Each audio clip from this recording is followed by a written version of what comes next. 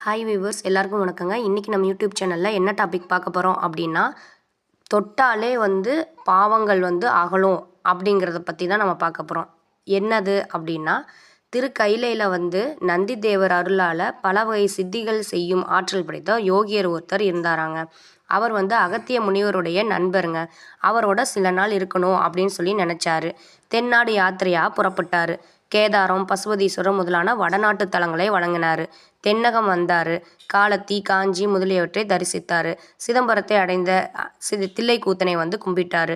கடைசியாக காவிரி கரையில் இருக்கிற திருவாவடுதுறையை அடைஞ்சார்.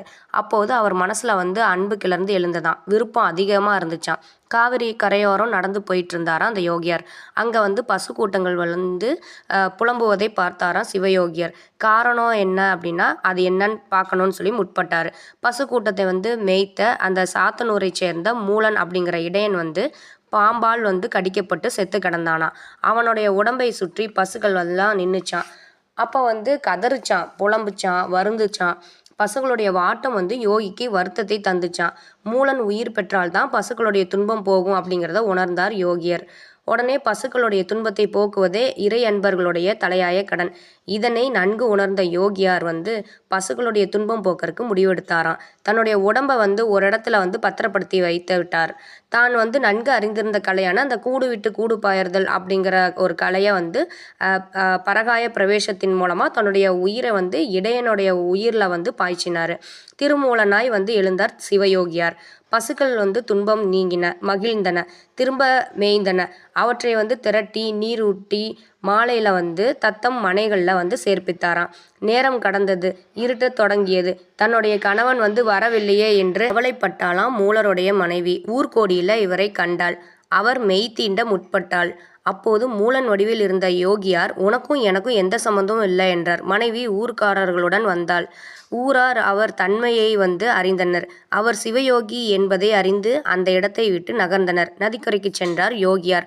உடம்பை தேடினார், காணவில்லை. அதே இடத்தில் ஒரு அரச மரத்தின் கீழ் சிவயோக நிட்டையில் அமர்ந்தார். ஆண்டுக்கு ஒரு பாட்டாக 3000 பாடல்களை தமிழ் மந்திரமாக அருளிச் செய்தார் என்பது பெரிய புராணம் உணர்த்தும் வரலாறாகுங்க. பசுக்களுக்கு ஏற்பட்ட துன்பத்தை நீக்குவதற்காக தன்னுடைய உடலை இழந்து யோகம் புரிந்து திருமூலர் தந்தது தமிழ் மந்திரம், திருமந்திரம். பசுக்களை ஓட்டிச் செல்லும் போது கூட அதற்கு துன்பம் தரக்கூடாது. அவை பயப்படக்கூடாது. அதட்டுறது, கோபப்படுறது, அடிக்கிறது போன்றவற்றை செய்தால் நரகத்துக்கு தான் போக நேரிடும். பசுவுடைய பெருமையை உணர வேண்டும், அவற்றை வணங்க வேண்டும், பூஜை செய்து புல் கொடுக்க வேண்டும். இப்படி செய்தால் சிவலோகத்தை அடையலாம். இதனை எல்லாரும் தவறாமல் தினந்தோறும் செய்தல் வேண்டும் அப்படிங்கிறத தான் யாவருக்குமாம் பசுவிற்கு ஒரு வாயுரை என்று திருமூலர் தன்னுடைய திருமந்திரத்தில் சொல்லியிருக்காரு. பசுவுடைய வருத்தம் தணிக்கவே திருமூலர் பரகாய பிரவேசம் செய்தாருங்க. பசுக்களை தொட்டு வணங்கினாலே போதும், தீவினைகள் அகலும், நல்வினைகள் பெருகும். பசுக்கள் இம்மை மறுமை என்னும் 2 ஜென்மங்களும் தரக்கூடியவைங்க. சிவனடி சேர துணை செய்பவை என்றெல்லாம் சாஸ்திரங்கள் சொல்லியிருக்குங்க. என்னங்க, இன்றைக்கி இந்த நிகழ்ச்சி பிடிச்சிருக்குன்னு நினைக்கிறேன். இந்த நிகழ்ச்சி பிடிச்சிருந்தா லைக் பண்ணுங்கள், கமெண்ட் பண்ணுங்கள், ஷேர் பண்ணுங்கள். மறந்துடாதீங்க வியூவர்ஸ், சப்ஸ்கிரைப் பண்ணுங்கள். பாய்.